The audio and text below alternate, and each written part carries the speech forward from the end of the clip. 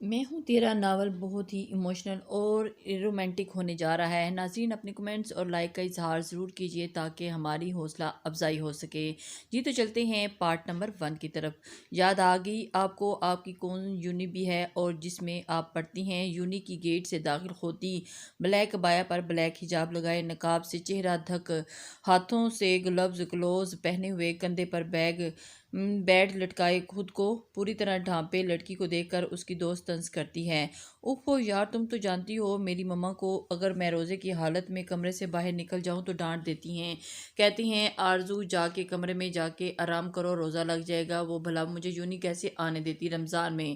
جلدی جلدی قدم آگے کی جانب بڑھاتے وہ اپنی دوست کو ساری کہانی بتاتی جاتی ہے۔ آج پھر آج آنٹی کو کیسے آنے دیا؟ خود کہاں آنے دیا یار؟ یہ تو میں نے رات کو پاپا اور بھائی کے سامنے رونا ڈالا تھا تو انہوں نے مما کو بنایا، ورنہ مما آج بھی مجھے نہ آنے دیتی۔ ایک تو تمہاری مما بنا تمہیں اب تک بچہ بنا رکھا ہے۔ آپس کی باتیں کرتے ہوئے دونوں کینٹین کے سامنے سے جلدی جلدی گزر رہی تھی جب چلتے چلتے آرزو کے قدم ایک پل کو رکتے ہیں۔ وہ 2 قدم پیچھے چاہتے چہرے کینٹین کی جانب موڑتی ہے۔ وہاں کا منظر دیکھ کر اس کی آنکھیں سرخ ہو جاتی ہیں۔ 3-4 لڑکے ایک کمزور لڑکی کو زبردستی منہ میں بھر کر ڈال رہے تھے جبکہ وہ بار بار کہہ رہی تھی میرا روزہ ہے، میں یہ کھا نہیں سکتی۔ ان لڑکوں نے کوئی اس کی بات نہیں سن رہا تھا۔ یہ واسع درانی اور اس کے دوست ہیں، کچھ دن پہلے ہی یونی آئے ہیں اور آتے ہی اپنی دہشت پھیلا کر پوری یونی میں فیمس ہو گئے ہیں۔ اس کی دوست ایک شخص کی جانب اشارہ کر کے اسے بتاتی ہے جو کرسی پر بیٹھ کر سارے منظر کو دیکھ کر انجوائے کر رہا تھا۔ آرزو کی جانب اس کی پیٹھ تھی اور آرزو یہ سب دیکھ کر اپنی مٹھیاں پینچ کر اپنا بیگ کندھے سے اتار کر اپنی دوست کو دیتی ہے اور آرزو خبردار تم جو ان کو پنگا لیا تو کلاس میں آرزو اس کی ایک نہ سنے بغیر ان لڑکوں کی جانب بڑھتی ہے۔ یہ کیا ہیں آپ لوگ؟ دکھائی نہیں دیتا ان کا روزہ ہے اور آپ انہیں کھانا کھلا رہے ہیں، چھوڑیں انہیں۔ آرزو غصے سے ان کے پاس پہنچ کر کہتی ہے، اس کی آواز پر واسع درانی مڑ کر اس لڑکی کو دیکھتا ہے جس نے اس کا کام میں ٹانگ اڑانے کی کوشش کی تھی پر اس کی آنکھوں کے سوا اس کی کچھ نظر آنا سکا۔ واسع درانی اپنی جگہ سے اٹھ کر روبرو کھڑا ہو جاتا ہے۔ ٹھیک ہے اس کو چھوڑ دیتے ہیں، پھر آپ کو کھلا دیتے ہیں برگر کی جانب اشارہ کر کے کہا جاتا ہے آپ لوگوں میں شرم نام کی کوئی چیز نہیں ہے؟ اگر آپ روزے نہیں رکھ سکتے تو ایٹس لیٹس رمضان اور روزے کا احترام کر لیں۔ آرزو کی بات پر واسع درانی بے ساختہ کہکا ہوتا ہے، ہمیں احترام کرنا آپ سکھا دیں۔ ایک قدم اور اس کی جانب بڑھاتے ہوئے معصومیت سے کہتا آرزو کو تو زہر ہی لگا تھا، احترام سکھانا ماں باپ کا کام ہوتا ہے، اجنبیوں کا نہیں۔ اس کی بات پر واسع درانی کی آنکھیں پل میں سرخ ہوتی، اس کو بازو میں دبوچے اس کو اپنے قریب تر کرتے ہوئے اس کی آنکھوں میں دیکھتا ہے، لڑکی میرے معاملات میں ٹانگ اڑانے کی کوشش مت کرو ورنہ مجھ سے برا کوئی نہیں ہوگا۔ غصے سے کہتا وہ اس کی ہیزل گرین آنکھوں میں دیکھتا ہے جس میں اس کے لیے صرف غصہ ہی غصہ جھلک رہا تھا جبکہ اس کے دوست خاموش سے کھڑے ان کو دیکھتے ہیں۔ آج تو ہاتھ لگا لیا، اگلی بار ہاتھ لگانے کی کوشش کی تو اس کی کسی قابل نہیں چھوڑوں گی۔ پل میں اس کو دھکا دے کر خود سے دور کیے انگلی اٹھا کر غصے سے وارن کرتے ہوئے واسع درانی کو متاثر کر گئی تھی۔ اور ریئلی چلو پھر ٹرائی کرتے ہیں۔ اس کی بات کو مذاق میں اڑاتے اس کی جانب ہاتھ بڑھا جسے آرزو خود تک پہنچنے سے پہلے ہی پکڑ کر مڑوڑ دیتی ہے اور وہ اس سب کے لیے تیار نہیں تھا۔ جھٹکے سے اپنا ہاتھ چھڑاتا در سے اس کی سسکی لیتا اور جب اس کے دوست تو حیرت سے دیکھتے ہیں مجھے کمزور اور بے بس ہرگز مت سمجھے گا اور اپنے اٹھنے پر ہاتھوں کو توڑنا خوب جانتی ہوں، اس لیے مجھے دوبارہ ہاتھ لگانے کی غلطی سے گریز کیجیے گا۔ غصے کرتی اس لڑکے کو اشارہ کرتی اس کی فوراً سمجھ تو وہ بھانپ گیا اور اب کوئی اسے روکتا بھی نہیں جبکہ پیچھے آصف درانی کو متاثر نظروں سے دیکھتا رہا۔ بھائی آپ ٹھیک ہے نا؟ مجھے اس لڑکی کے بارے میں ساری انفارمیشن چاہیے۔ اپنے دوستوں کی باتوں کو اگنور کر کے آرزو پر نظریں گاڑے اپنا حکم سناتا ہے۔ آرزو اپنے دوست کو بیگ لے کر ایک نظر پیچھے واسع درانی کو دیکھ کر چلی جاتی ہے اور ان سب چکروں میں وہ آج کلاس سے بھی لیٹ ہو گئی تھی۔ آرزو کی بچی رکو، میں آج تم کو بھائی کو بتاؤں گی اور تم ان کی کلاس سکھائی سکلز آج پوری طرح یوز کرتی ہو۔ یونی میں سب کو پنگا لیتی رہتی ہو، کلاس میں تو وہ دونوں لیٹ ہو چکی تھی، اب وہ پہلے دونوں پارک میں بیٹھی تھی اور اس کی فرینڈ اسے دھمکی دیتی تھی۔ اسے ڈر تھا واسع درانی جیسے خطرناک بندے سے پنگا لے کر کسی بڑے خطرے میں نہ ڈال لے۔ بتا دینا انہوں نے پوری بات جان کر خود کو شاباشی دینی ہے۔ ہمیشہ کی طرح بے فکر اس کا لہجہ دوست کو چڑھا دیا۔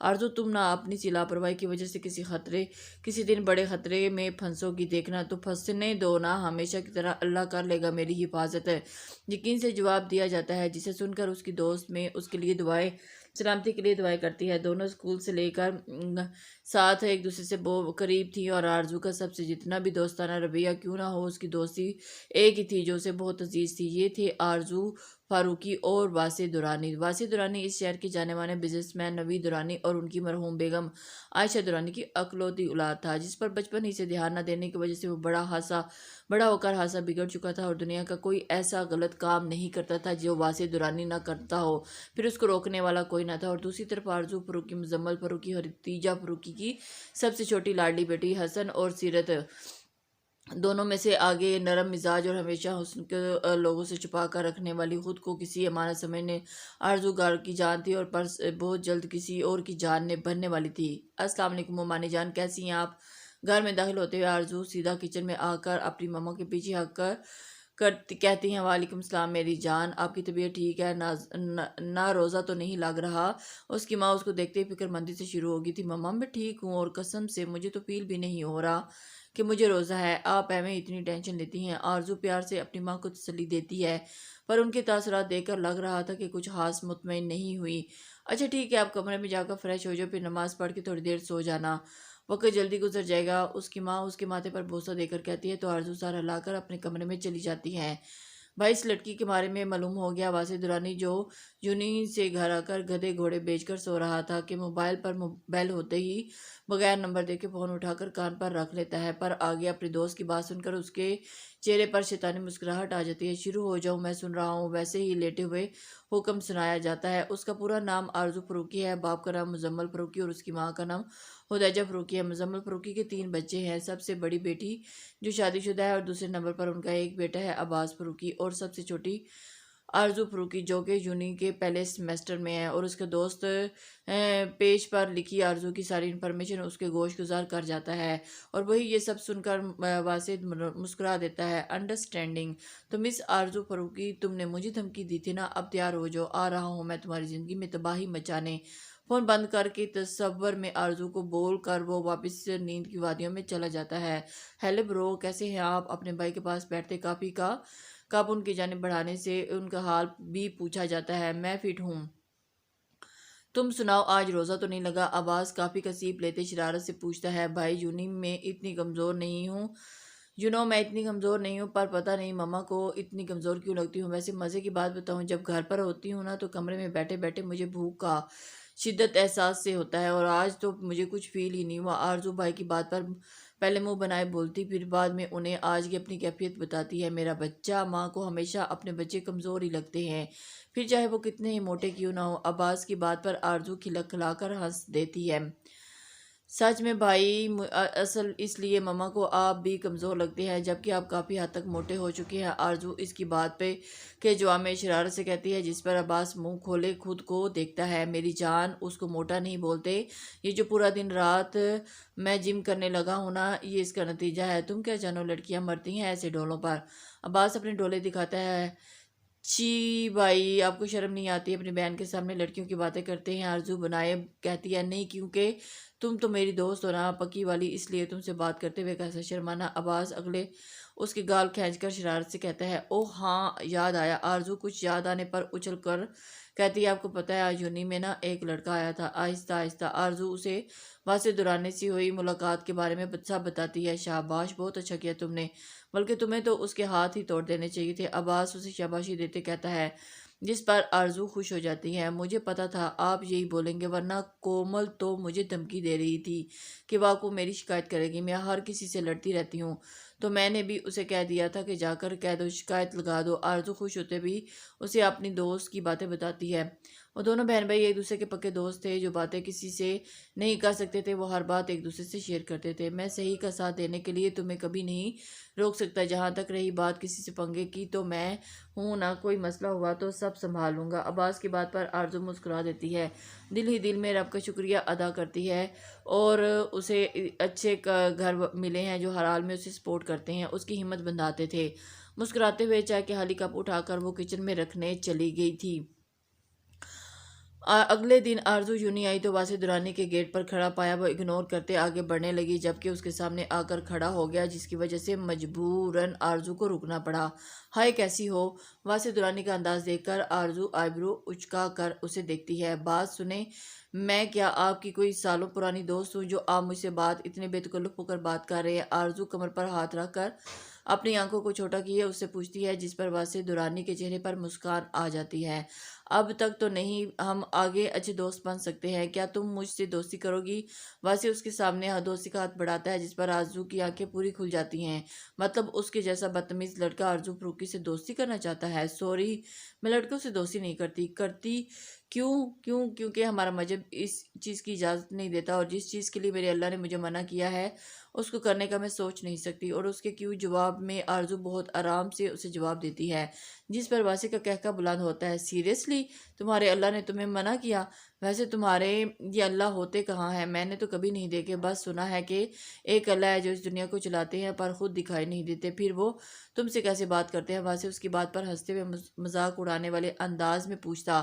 آرزو کو افسوس سے خود دیکھنے پر مجبور کر گیا۔ اللہ پاک دکھتے ہیں ہر بات اور بات بھی کرتے ہیں، بس اس کے لیے نیت صاف ہونی چاہیے۔ اور آپ کو کبھی خدا سے بات کرنے کا دل چاہے نا تو ایک بار قرآن پاک کو کھول کر پڑھ لیجئے گا، یقیناً خدا آپ سے بھی بات کر لیں گے۔ آرزو کو اس کے لہجے پر غصہ تو بہت آیا، پر پھر بھی یہ سوچ کر کہ یہ اللہ اور اس کے بندے کا آپس کا معاملہ ہے، اس لیے اس کے بیچ میں نہیں پڑنا چاہیے، تو اپنے غصے کو پی کر اسے نرم لہجے میں سمجھاتی، میرے پاس بات کرنے کو بہت لوگ ہیں، مجھے کوئی ضرورت نہیں تمہارے اللہ سے بات کرنے کی۔ واسع کا اب بھی ویسا ہی لہجہ تھا جیسے اسے یہ ٹاپک بالکل بھی اچھا نہیں لگ رہا۔ آج نہیں، پر مجھے یقین ہے کہ ایک دن آپ کو ان سے بات کرنے کی ضرورت پڑے گی، جب آپ کے پاس کوئی بات کرنے والا نہیں ہوگا، گرنے پر آپ کو کوئی سنبھالنے والا نہیں ہوگا، اتنے پیسے ہونے کے باوجود آپ کے اندر سکون نہیں ہوگا، تب آپ کو اللہ کی ضرورت پڑے گی، اور مجھے یقین ہے کہ آپ کی دل سے مانگی ایک معافی پر اللہ آپ کو معاف کر دیں گے۔ آرزو مسکراتے ہوئے کہتی ہوئی اس کی ایک سائڈ سے گزر جاتی، اور واسع کو آرزو کی باتوں کو آدھے سے زیادہ تو سمجھ نہیں آئی، پر اس کا لہجہ اور اس کی بولتی ہیزل آنکھیں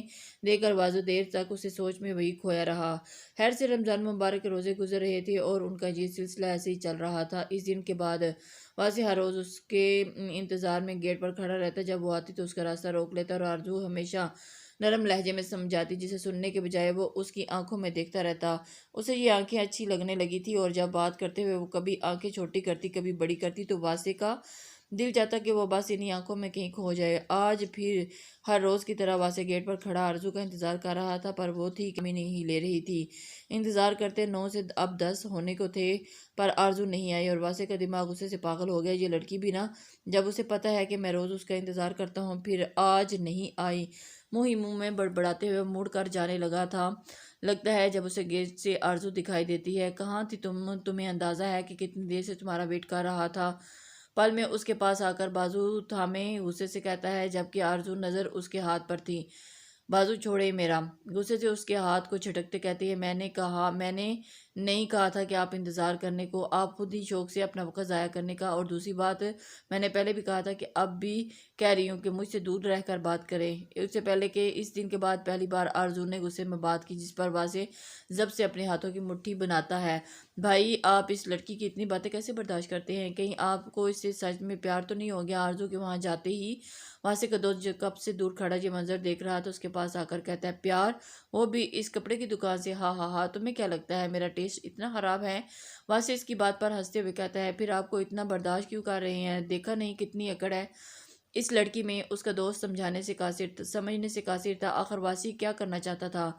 بس یہی، اکڑ تو توڑنی ہے۔ اس نے میرا ہاتھ جھٹکا تھا نا، اب دیکھنا تم، وہ خود میرے پاس آئے گی، مجھے ہاتھ لگائے گی، اور تب اس کا ہاتھ جھٹکوں گا، بالکل اس کی طرح۔ واسع ہونٹوں پر شیطانی مسکراہٹ سجائے اسے اپنا آگے کا لاحقہ عمل بتاتا ہے، پر بھائی میں نے سنا ہے یہ جو پردے والی لڑکیاں ہوتی ہیں نا، یہ خود کسی لڑکی کے پاس نہیں جاتی اور نہ کسی کو ہاتھ لگاتی ہیں، یہ صرف ہسبینڈ کو ہاتھ لگاتی ہیں۔ اس کا دوست کہیں سے سنی ہوئی بات یاد کر کے اسے بتاتا ہے، پردے والی یہ سب دکھاوا ہے، نخوت سے کہتے ہیں۔ واسع وہاں سے چلا جاتا ہے، پیچھے اس کا دوست بھی کندھے اچکا کر دوسری سمت چلا جاتا ہے۔ السلام علیکم ماما پاپا۔ آرزو گھر میں داخل ہو کر بلند آواز سے اپنے ماں باپ کو سلام کرتے ہوئے اپنا نقاب اتارتی ہے۔ وعلیکم السلام بیٹا، کیسا گزرا دن؟ مزمل فاروقی سلام کا جواب دیتے اسے اپنے پاس بلا کر سوال کرتے ہیں، بہت ہی برا۔ آرزو واسع درانی کی آج حرکت یاد کی मुंह बनाए कहती है, देखा देखा, मुझे पता था ना इसको रोज़ा लगेगा, इसलिए इसको यूं ही नहीं जाने देती। पर रुके रुके मम्मा, आप तो पूरी बात सुने बगैर ही शुरू हो गई। मुझे कोई रोज़ा नहीं लगता, बल्कि मुझे तो याद भी ही नहीं है कि मेरा रोज़ा है। अपनी माँ को फिर से इसी टॉपिक पर शुरू होते देखकर आरजू उसकी बात बीच में काट कर कहती है, फिर दिन क्यों बुरा गुजरा मेरे बच्चे का? मुजम्मल फारूकी प्यार से उससे पूछते हैं। वो पापा, हमारी यूनिवर्सिटी में एक बहुत ही बिगड़ा हुआ लड़का है जो हर वक्त सबको अपनी जागीर समझता है। आरजू मुंह बनाते हुए उन्हें वासे दुरानी के बारे में बताती है। बेटा, किसके बारे में? ऐसा नहीं बोलते, कोई भी इंसान पैदाइशी तौर पर बुरा नहीं होता है, उसे ये दुनिया बुरा बनाती है, इसलिए कभी भी किसी इंसान से नफरत नहीं करनी चाहिए। मुजम्मल फारूकी हमेशा की तरह अपनी औलाद को समझाते हैं और हमेशा अपने बच्चों को गलत बातों पर उन्हें डांटने के बजाय प्यार से समझाते हैं। इसी का ही नतीजा है कि उनके तीनों बच्चे जल्दी हर बात समझ भी जाते हैं और अपनी गलती भी मान लेते हैं। पर पापा, अगर कोई इंसान बहुत ज़्यादा बुरा हो, अल्लाह को भी ना मानता हो, सबके साथ बुरा करता हो, हर आदत उसमें, फिर भी नफरत नहीं करनी चाहिए। आरजू अब पूरी तरह अपने बाप की और मतवज्जा होगी और हतीजा फरूकी फिर से बाप बेटी की बातें शुरू होते देख कर उठकर अपने कमरे में आराम करने चलेगी। बेटा, इंसान कितना बुरा है और कितना अच्छा, ये फैसला करने वाला हमारा रब है, हम नहीं। और कौन अल्लाह को मानता है और कौन नहीं, ये अल्लाह और उसके बंदे की आपस की बात है। एक बच्चे को अल्लाह से और दीन से उसके माँ बाप जोड़ते हैं और उसके आसपास का माहौल जोड़ता है। क्या पता जो लोग मुसलमान होते भी खुदा से दूर है, उन्हें खुदा से जोड़ने की कोशिश ही ना की गई हो।